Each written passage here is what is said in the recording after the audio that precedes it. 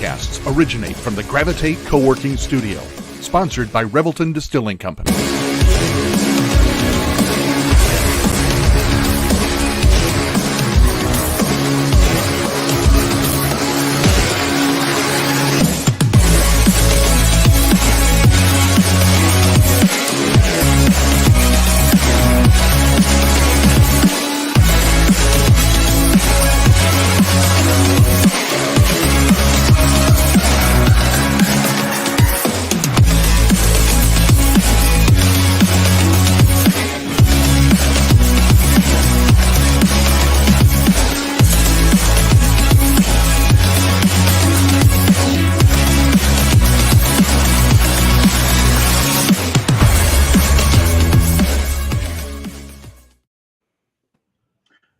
Good evening, everyone. Welcome into the Hawk's Eye View. I am Andrew Barber with Drew Shipley here. And Drew, you are live in Jacksonville, Florida. Iowa is in the Jacksonville Baseball Classic. Can you just give the people a summary in case they missed it of what you just did? You went live on Twitter a little bit. You know, I believe that's the first and second time I've ever went live on Twitter, period, whether it's a personal or professional, and it probably showed. However, I do have my cousin-in-law here that was able to hold my phone for me when we did Twitter live with Coach Heller, and I'm pretty pumped, man. Like that dude is a baseball guy. He loves the game. He's very thankful for him and his team to be here in this tournament. Beautiful facility. I'm looking at Everbank Stadium, the home of the Jaguars here in right field. Duval and Raider Tello is hitting bombs over here in left field. So, I mean, the competition, like Coach Heller said in the live, is really mimicking the possibility of what a regional would feel like, right? Not necessarily a double elimination style, but the level of competition. We're talking Auburn, we're talking Virginia. There were two regional hosts last year in the NCAA baseball tournament, and then Wichita State, who I believe we haven't beat in the Rick Heller era. So that's a big monkey on his back come Sunday afternoon for the matinee. We're looking at some weather concerns for tomorrow. 60% chance of rain morning and afternoon, but I believe what I said in the live is kind of like what Iowa is in the summer with weather, like rain forecast. Like it could rain bats out of hell for 45 minutes. It'll be not a cloud in the sky an hour and a half later, something like that. It's rain here in the spring, early spring, February, whatever time frame comes and goes. So it shouldn't be a washout tomorrow, but some weather concerns nonetheless. I'm pumped to see some baseball, man. It's my favorite sport, as you know, and my favorite university. And I just got to talk to Rick Heller, and I'm kind of still fanboying about it, but I'm trying to be semi-professional because this is a semi-professional podcast. But I mean, he had some great stuff there. Go check out our Twitter feed. You can check out approximately 2-3 minutes with Coach Heller. And he would have gave me more if I had more questions prepared, but I didn't. I mean, I was just, this is happening right now. Right. I'm in the booth, the radio booth for the University of Iowa that they're going to be in tomorrow. I met John, who's the play-by-play announcer, is going to be solo on the call this weekend. He's introduced me to a whole lot of ball players and coaches down here on the field as their practice is going on here till 8 p.m. Eastern. He's kind of showing me the ropes, man. He knows that I'm just kind of a local podcaster hack, or we're local podcaster hacks just here, catching baseball. So he's been a big help so far and be a resource down the line here, Hawkeye baseball. Awesome. Love it. Yeah. That's John Steppe, I believe, right? John Steppe. That's right. Yep. He is the voice of Iowa baseball and some other sports too. Does a great job. Follow him on Twitter. He's a good follow.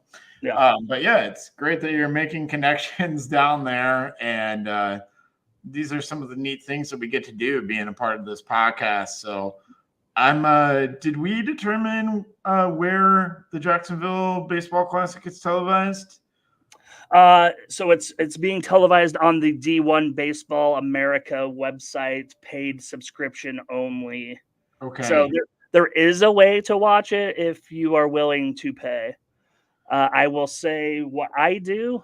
I download the Varsity app and I listen to John's call on the radio because I like baseball on the radio. I'm old school, man. Like that's what we did as kids, or otherwise, it was the Braves on TBS or the Cubs on WGN, and otherwise baseball was on the radio. So that's how I primarily take in Iowa baseball, especially in the non-con. But I mean, top 25 team, Andrew, they're number 18 in the latest D1 America baseball rankings.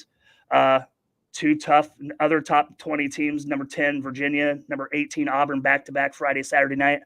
Got Brody Brecht on the bump tomorrow night and got Marcus Morgan on Saturday. So, I mean, I think we have the 1-2 punch to be competitive if we can keep the free passes down, Andrew. They had 42 strikeouts.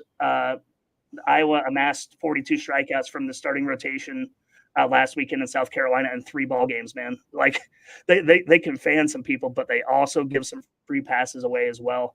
I believe 16 or 17 free passes over the weekend. So got to get those numbers down. But man, it's early February. It's baseball in Florida. It's 70 degrees. It's beautiful. I love it. Let's go. Yeah, I love it as well. So Heller ball, that's a term that a lot of Iowa fans love to use. I don't think we've ever really defined what Heller ball is, but can you define it for people who may not know? And I'm asking this question for me because I've heard the term a lot, and what is it? It's kind of funny. So if you were to define it, you would define it as like Kirk Ferentz coaching baseball. The fundamentals. You will be a master of the fundamentals. You will throw strikes. You will work the count deep to get those pitchers out of the off the bump. Clean baseball. He preaches clean baseball. If you see the Twitter feed, that's what he hopes for this weekend. Clean baseball, whether they win or not. He wants it to be a learning experience. So I mean, don't shoot yourself in the foot. Throw strikes. And I mean, the bats on this team, I believe they hit 8 home runs over the last weekend. I'll tell you right now, there's short porches here. 321 to left, 317 to right. There's going to be some bombs here this weekend. All right. And you know what? He likes to put the runners on the move too. He likes the hits and runs. He likes the steals. He's not afraid to do some squeezes. If you're not familiar with a squeeze, Andrew, I know you're not primarily baseball, but bunting a runner in from third base. Okay, that's a squeeze play. Got it. Yes. Advancing runners. Just smart ball, fundamental ball. Run the bases, throw strikes, and the sticks come around. I mean, that's what Heller ball is. Hit and run baseball. Be really good at those things that you were talking about, and then base running is a huge part of that. So when I think of that, I think of like the Cleveland Guardians. They're not at the professional level. I've heard them be talked about, a team that kind of does that. Yeah. So okay, I think I get it from a high level overview. I'll give you a 10,000 foot view. That's about as good as I can put it, Andrew. Yeah. Awesome. That's perfect, Drew. Well, that matchup with Virginia, that's tomorrow night. That is tomorrow night. Scheduled for 6 p.m. Eastern. We'll see. Okay. It is the nightcap of the tournament, so could get bumped back. Which I love night baseball, so I'm good with that.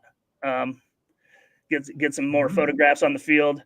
Got my cousin Heath down there shooting with the camera right now. We'll see what he comes back with. Sweet. And man, like it's gonna be a great trip. Our Airbnb is like a 5-minute drive from here. Real close. Traffic wasn't bad at all. I can't wait to get here tomorrow. Hopefully the weather holds. So I hope so too, for your sake. And so that Virginia matchup, that's probably the best matchup of the weekend. Is there any other names? Like, we know some of the great names on Iowa's team. Are there any names from Virginia and Auburn that Iowa fans should be aware of? I'll be honest with you, Andrew. I haven't brushed up on. We haven't got our media kit yet, so we don't have the rosters. We don't have the matchups, the scorecards, and all that stuff. We'll get those in the morning when we show up. So to be honest with you, I don't know. With it being just the second weekend in college baseball, I don't know how much data there is out there other than, previous season, maybe preseason All-American watch list or something like that. I'm not 100% sure, but you know what?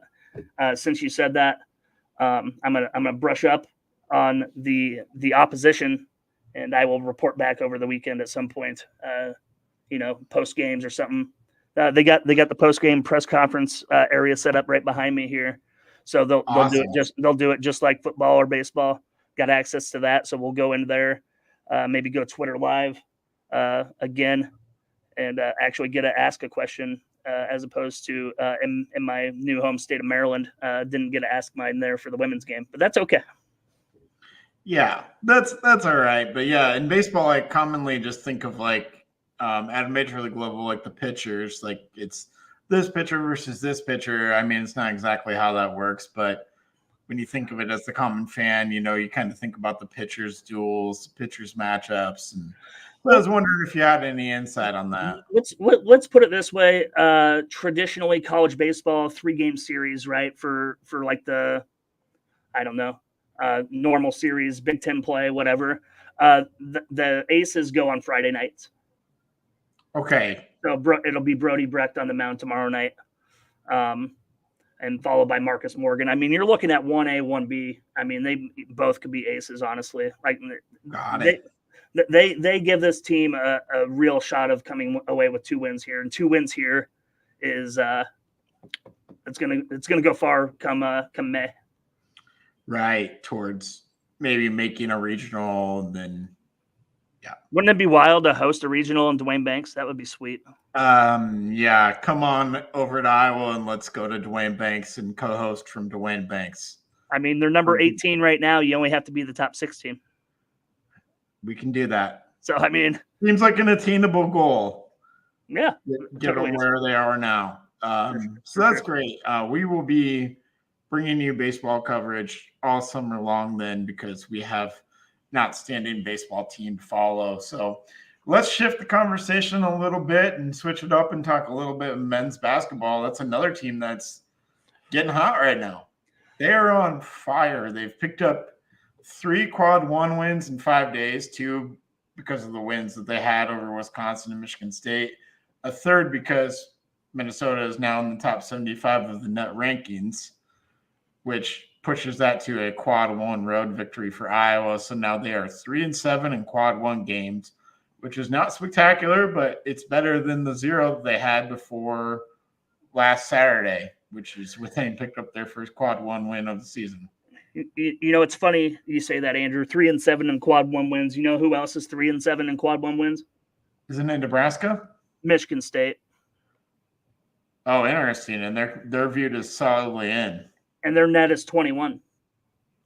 So, yeah, man, I don't know how that all these mathematicians and all these geniuses, right, coming up with all these equations of strength of schedule and strength of schedule against schedule and opponents on the road, opponents on the what the frick ever, man. Like, yeah, and margin of victory matters in the net as well. So So Perkins missed a couple of late game free throws, and Iowa still won comfortably, but it would have been better if Iowa had won by double digits, because a double-digit victory on the road over a quad 1 team is the best outcome that you can have according to the net rankings. Yeah. But that's not really going to make or break. And for Iowa, it's not really about where they finish in the net rankings. For them, it's about racking up quad 1 wins. So, yeah, I mean, so we're talking Murph and Andy. We're talking. I can't remember if it was today or yesterday's show that only 4 Big Ten teams have an RPI of 32 or lower, or net ranking of 32 or lower. And the reason why that 32 number is important is nobody under 32 has ever been left out of the tournament. Even with all these new quad one wins for Iowa. Iowa is now 67 in the net? 62 as of today. 62 because they picked up the Minnesota one. Minnesota. Yep. That's still a far cry to be a shoe-in. But I mean, they got 2 quad one opportunities coming up in the last 4. 3 actually. Is it 3? Because Northwestern's in the top 75 currently, and if they remain in the top 75, that road game will count as quad one. Sure. Yeah. So, basically for Iowa, it's got to split Illinois at worst. If they lose on the road, they got to win at home, and they got to beat Northwestern on the road, and then in that scenario, beat Penn State at home. So either way, any way you slice it, Iowa essentially has to go 3-1 over their last 4. Like they could sweep Illinois and beat Northwestern and lose to Penn State, and that Penn State loss at home wouldn't matter because of the quad one victories that they pick up. Yeah. They would probably be right in that last 4, maybe even in one of the last 4 byes in that scenario. And man, what Penn State just did to Illinois last night. Right. Yeah. Illinois kept letting them back in the game, and Penn State has dismissed their leading scorer from the team. Yeah. They didn't have their leading scorer, and they beat Illinois at home, and Illinois was up by 7 with 40 seconds left and lost the game. That's wild. Strange things happen on the road. And Penn State also pissed away a 12-point first half lead as well. Yeah, strange things happen on the road in Big Ten basketball. Yeah. Especially men's basketball. It's just life on the road in the Big Ten is just crazy. I think you're right, Andrew. Any way you slice it, I think it's a 3-1 mandatory. It's mandatory 3-1 to be in the discussion. And I think that also includes a Big Ten tournament win to get you to 20. The magical 20 win mark. Because the 3-1 puts us at 19-13. And 11-9 in the Big Ten. 19-12 and 11-9, I believe. 11-9. Okay, I'm 1 game off on both. 11-9, 19-12 overall in the season, which is. I think you're going to need a 20 and 13. Yeah, I think it's more about who you play at the Big Ten tournament and whether or not a loss on Thursday of the Big Ten tournament knocks you out would be considered a bad loss. Basically. It probably would be because it would be someone who's outside of the top 50 in net if you're playing on Thursday of the Big Ten tournament. Yeah. But I also don't know exactly all of the seeding scenarios because there's a lot of different seeding scenarios because there's so many teams close together in the Big Ten standings. Because neutral court's top 50, right? Road is 75. Yeah, road is top 75. Home is top 30. Okay. Gotcha. So you need that. Yeah, so really a Big Ten tournament win against someone who's not in the top 50 doesn't really mean much for Iowa. Sure. A neutral court win over someone who is in the top 50 does mean much. And let me just pull up the net rankings so I feel because I know there's only 4 Big Ten teams in the top 32, but I'm looking at the top 50. And then the other consideration here that we got to have, really the conversation is, can Iowa make the NCAA tournament? And they're not necessarily competing against other Big Ten teams for that spot, maybe Nebraska to an extent, but really like the other bubble teams, right? So the loser of Drake, Indiana State? Not necessarily. Like we're like last night, Ole Miss losing to Mississippi State on the road was a good thing for Iowa because it kind of damages Ole Miss's resume, puts Mississippi State solidly in, pushes Ole Miss out further from the bubble. Cincinnati lost a home game to Oklahoma State, who's sub-500 team, and Cincinnati was on the bubble. Memphis is floating right on the bubble. If they took a loss, we have to look at like the other bubble teams that are out there. not necessarily the other conference teams. So I was in that bubble conversation. Unfortunately for us, Providence beat Xavier. That was a quad one win for Providence. We kind of wanted Providence to lose. So we're going to be watching. If you're an Iowa fan, you have to watch some of these other conference games in other conferences and be rooting for certain teams in order to kind of aid Iowa's cause, as we just need Minnesota to keep winning too. Like Minnesota, Ohio State, Minnesota's at home. They can't lose to Ohio State at home. That's right. Yeah. Or we'll lose a quad one win. So at this time of year, we're cheering for Iowa, but we're also cheering for some other teams who will help Iowa, or other teams to lose that will help Iowa because they're on the bubble and it pushes them out. Oh, it's so exhausting. It's exhausting and exciting all at the same time. This is why Lunardi has a job. Like literally, like this is all he does. This is all this man does for ESPN. And he'll have a new bracket of 68 the day after the tournament's over. Man, I don't know. I don't mind Lunardi, but there's a website called bracketmatrix.com.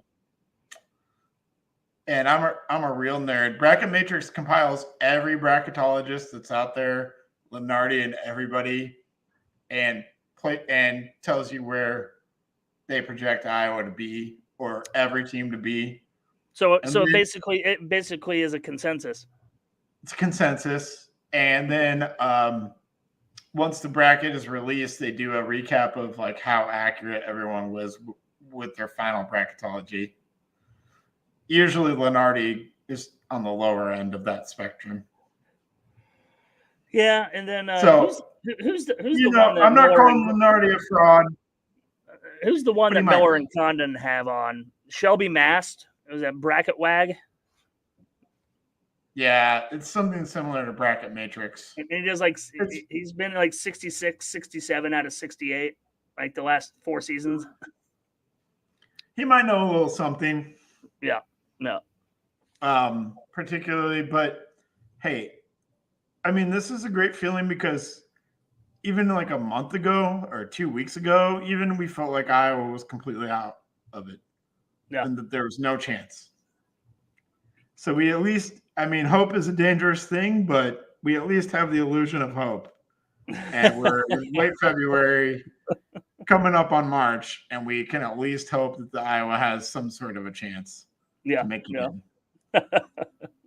So I mean, you're absolutely right. And to be fair, wasn't I the glass half full kind of guy a month ago when the sky was falling, and I said this that Fran's young teams are the ones that peak in February and March?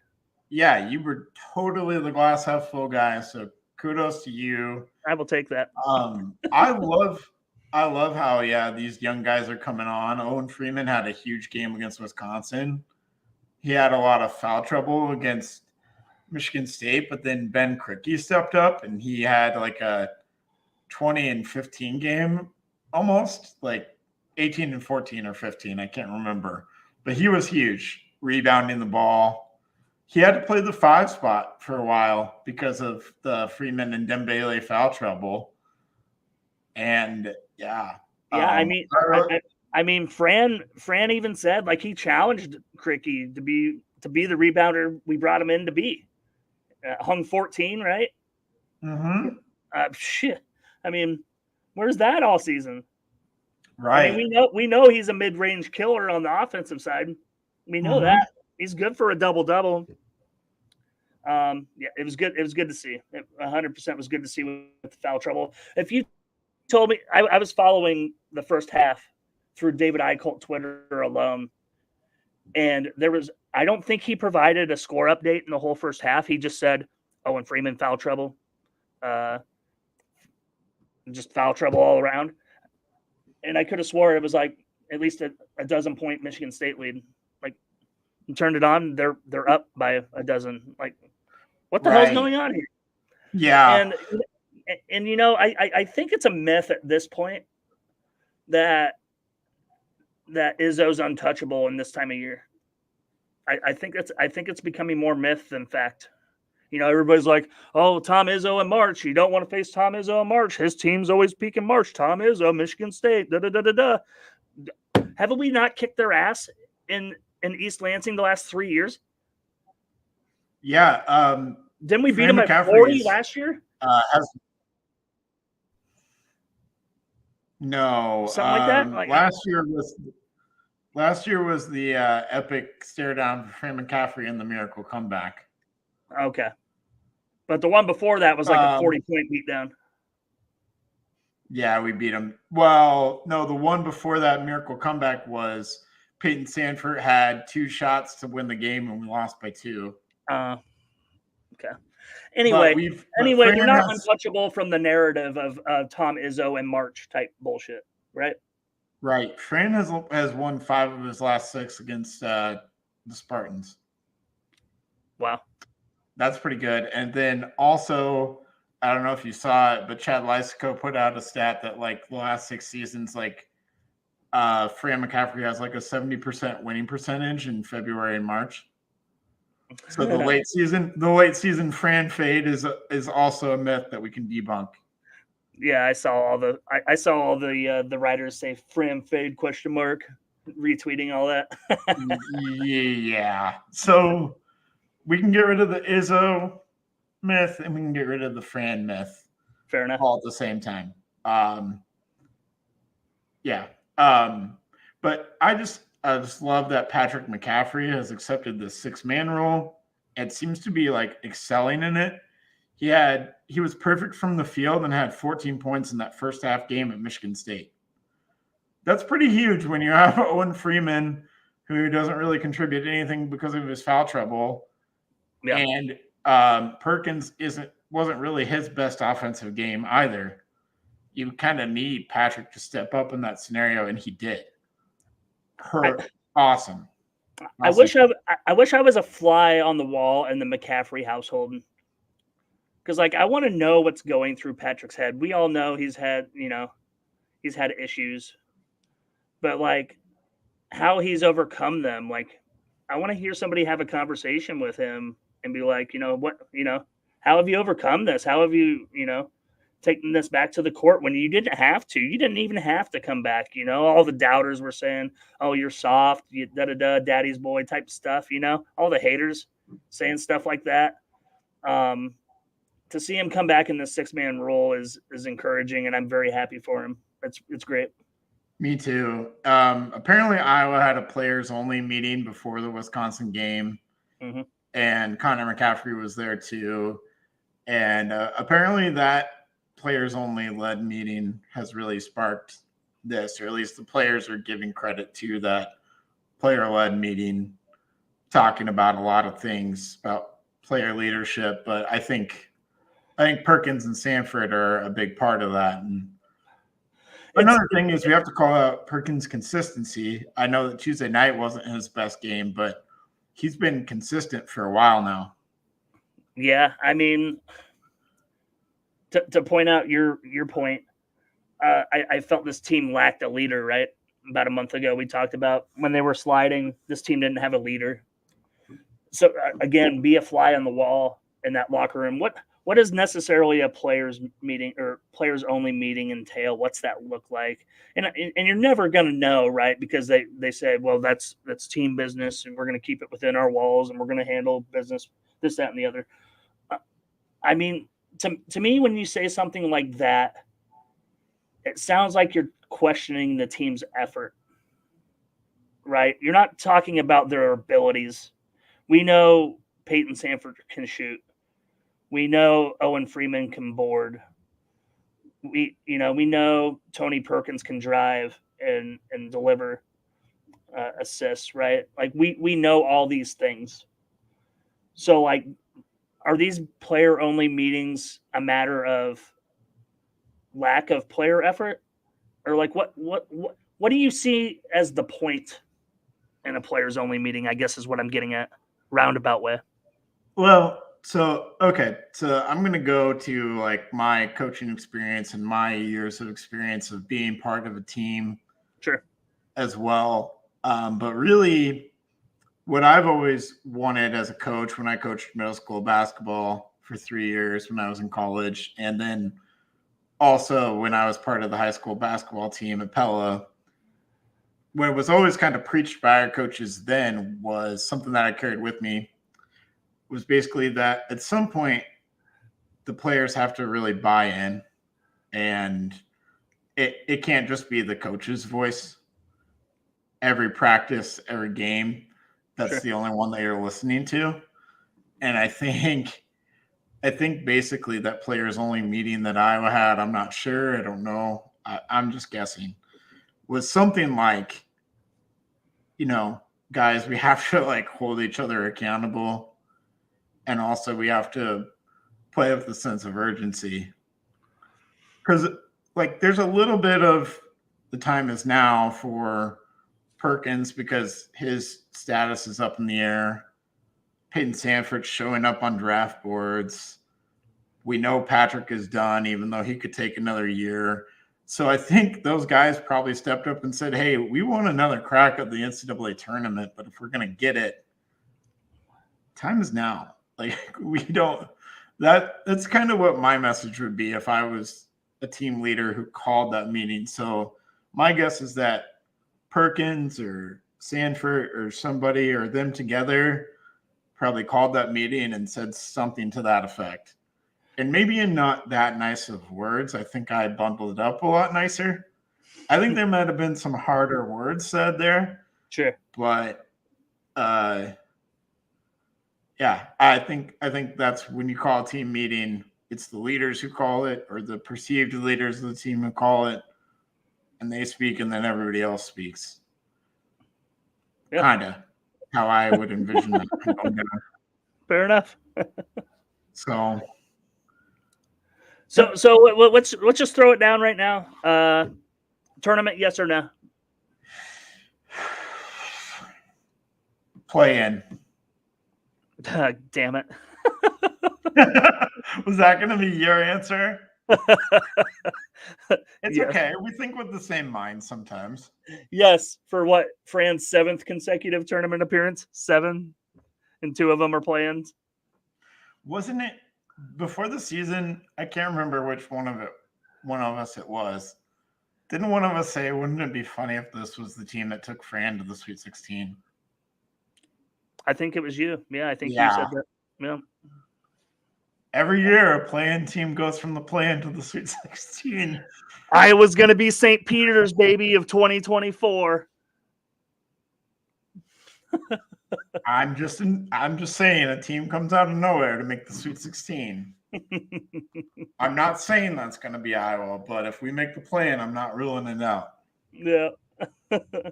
All right. Well, we are going to take a break here from all of our wonderful sponsors at Revelton, Gravitate, and Wintrust. And we'll be back to preview the big game that's happening tonight in Iowa women's basketball. Let's do it. Why take the best corn in the world?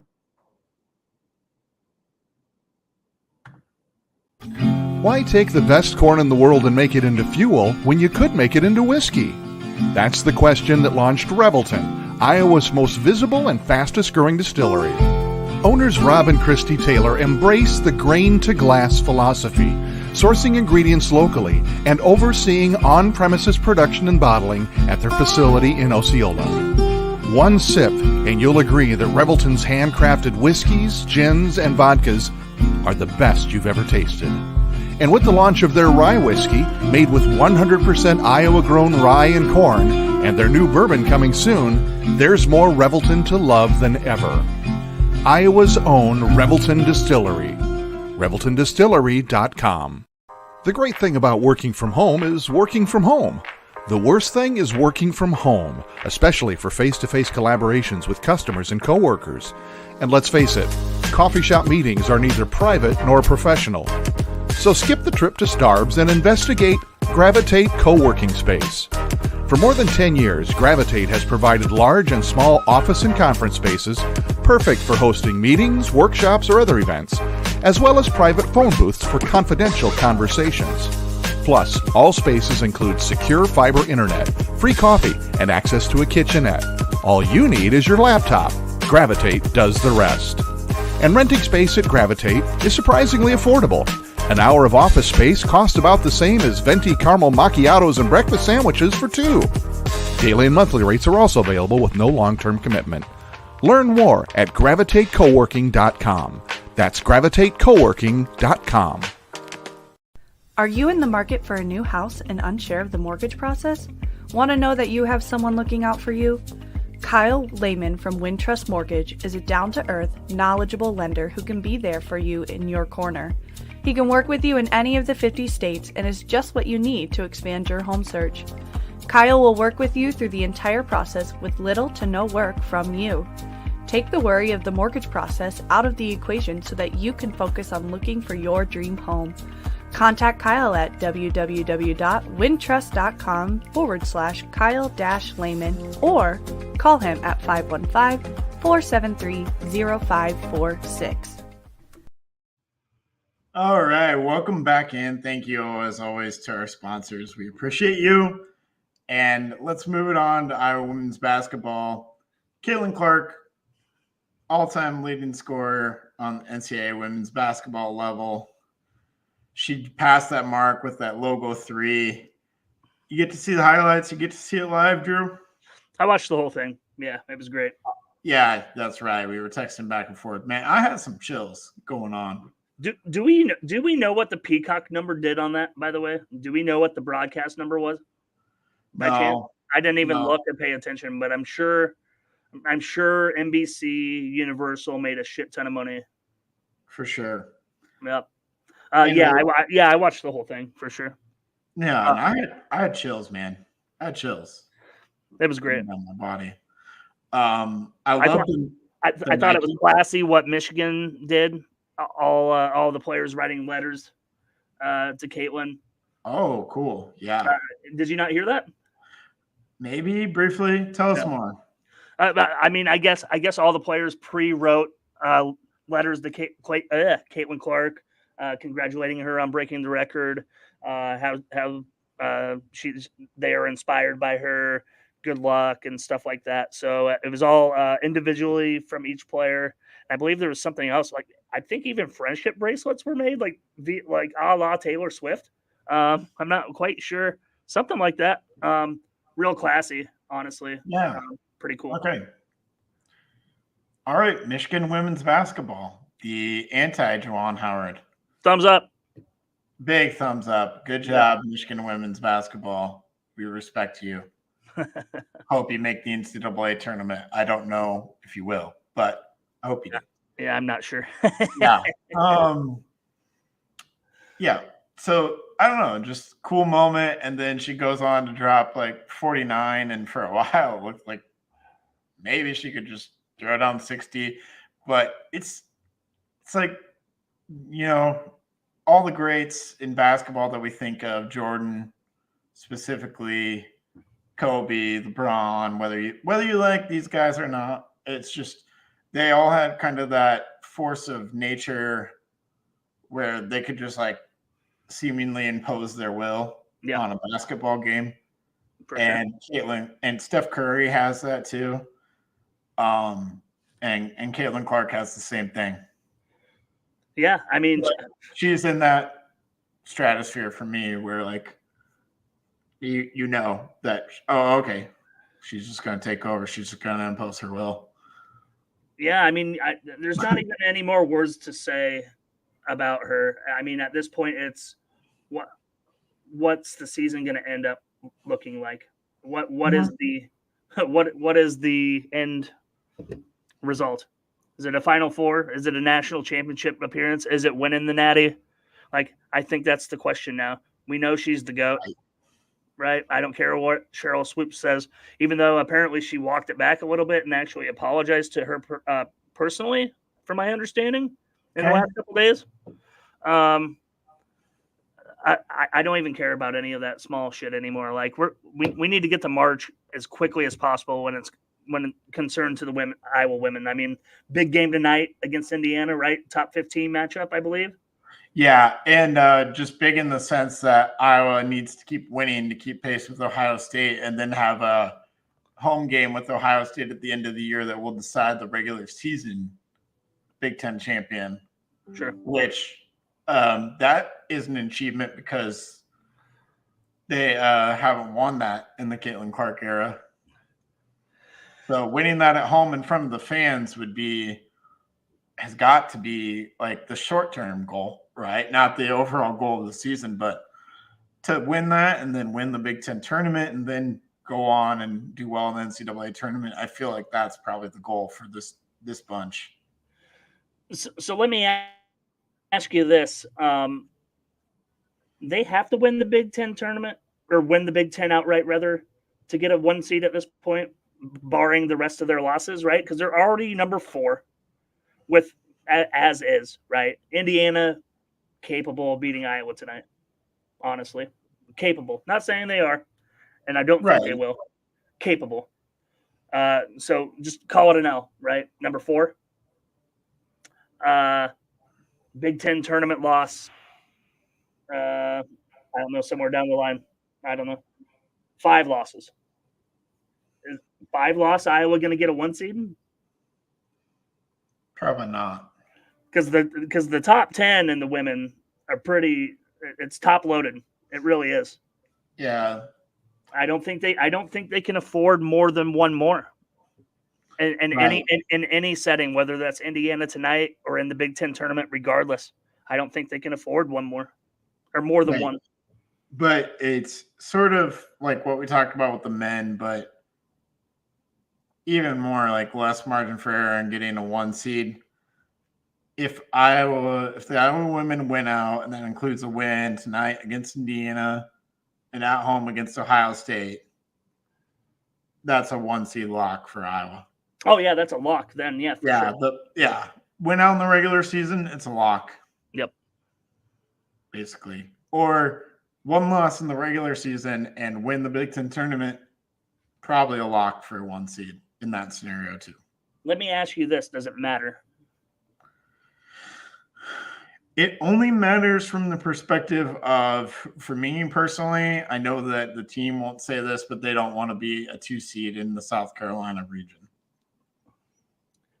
If you're not a 2 seed if you're the highest 2 seed, then you're probably not going to be in the South Carolina region.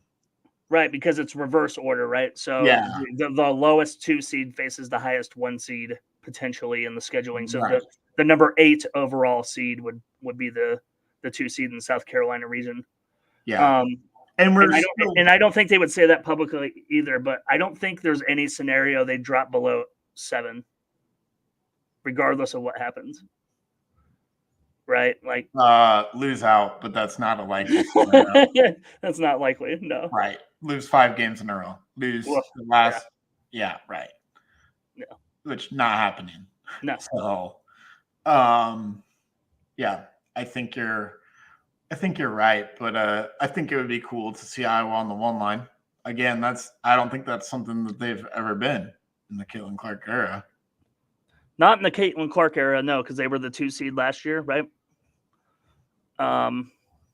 Yeah, I don't think they've ever been higher than a 2 seed in the Caitlin Clark era. Not in Caitlin Clark. Are you talking like Lisa Bluter era? Because obviously they haven't in Caitlin Clark. Yeah, I don't know about the Bluter era. I'd have to go back and do my research on that. Then they have a 90s Final Four team. Yeah, that might have been a 1 seed. Yeah, I'm not sure. Anyway, it wouldn't surprise me. Unprecedented. Let's just say it until we are proven otherwise.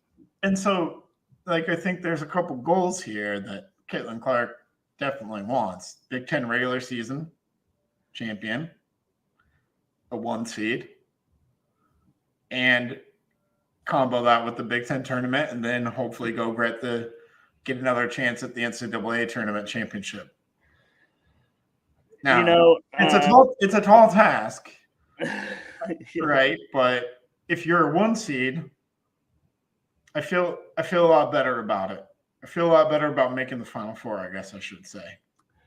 Like the great catcher Jake Taylor once said, there's only one thing left to do, and it's win the whole fucking thing. Right. All of it. Yeah. And I mean, again, we've said all the all the extravagant Caitlin Clark things. We know this team is capable of doing it.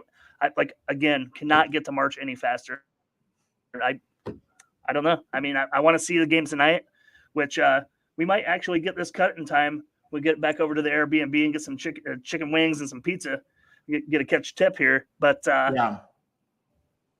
I mean, I want to see.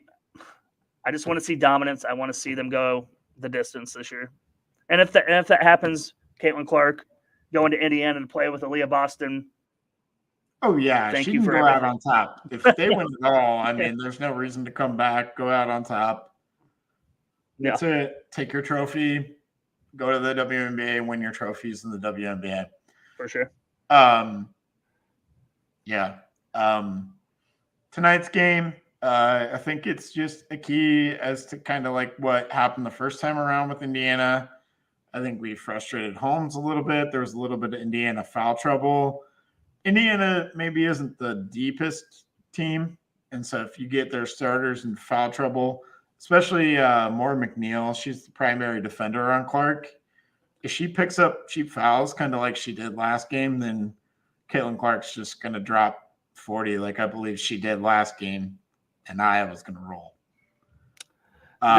This would have been a hot take in October, but I'll say it now. This is a 20-10 game for Hannah Stuelke. 20-10 double-double. Love it. I think she's going to run Mackenzie Holmes right off the freaking court, 94 feet at a time. Just going to run her ass into the ground. I remember her being an advantage for Iowa the first time around, so it wouldn't shock me if that was close to what her stat line was tonight. Yep. Either way, I think that now the record is behind Iowa, there can be kind of a renewed focus on this game and the rest of the season. Yeah. And I know Indiana just got blown out by Illinois, so they're maybe a little bit upset about that. Yeah, that's pretty wild. But Iowa probably isn't the team if you're looking to bounce back. That's probably not the next team you want to see on the schedule when you're looking to bounce back. Probably not, no. So I think there's a couple things that are going Iowa's way beyond the obvious Caitlin Clark. And Hannah Stuelke, which we think is a good matchup against Holmes. Yep. So I'm going to go and say this will probably be like a high-scoring game. But I think Iowa just pulls away a little bit and wins by double digits in the fourth quarter. So I think it'll be like 85-74 Iowa tonight. I'm going 88-80. Okay. I mean, I don't think the game will be in question. I think maybe some late free throws or like a late layup makes it, an 8-point game. I don't think it'll be in question in the second half. Maybe a battle, maybe 5-point game, something at halftime. Adjustments by Bluter's bunch, I think, will be too much. Give me 88-80 Hawks. Cool. I dig it. I think it'll be a fun matchup. It's on Peacock again, and just a few minutes. Yep. Quick baseball prediction. Three games this weekend. Virginia, Auburn, Wichita State. Where do the Hawks go this weekend? We beat the two ranked teams and lose to Wichita State inexplicably. I'm going to go with a weird weekend for Iowa baseball. You know what? I would take that. Like I'm looking at it as a 2-1 regardless. I want a 2-1 weekend. One of the ranked teams go down and whatever. If it's both, that's great. But I'm going 2-1 as well. Brody Breck's not losing, so I don't know where the other where the one loss can come from, but Brody Breck's not losing. 11 strikeouts opening day last weekend, so hopefully we see that. If we see that again tomorrow night, they're going to be in the ballgame. Yep, for sure. Yep. Well, you enjoy your Jacksonville weekend. Keep us up to date, and I will try to watch some of it, catch some highlights maybe. I don't know. We'll see. We'll see what that subscription is like, but I'm sure it's not too much. So I will catch you later, man. Thank you for hopping on. Thank you to all of our sponsors, the people listening. Pay attention to our Twitter. We're probably going to put a lot of stuff out on Twitter from Drew's weekend. So in the next few days and probably after. So go check it out. And as always, go Hawks. Go Hawks.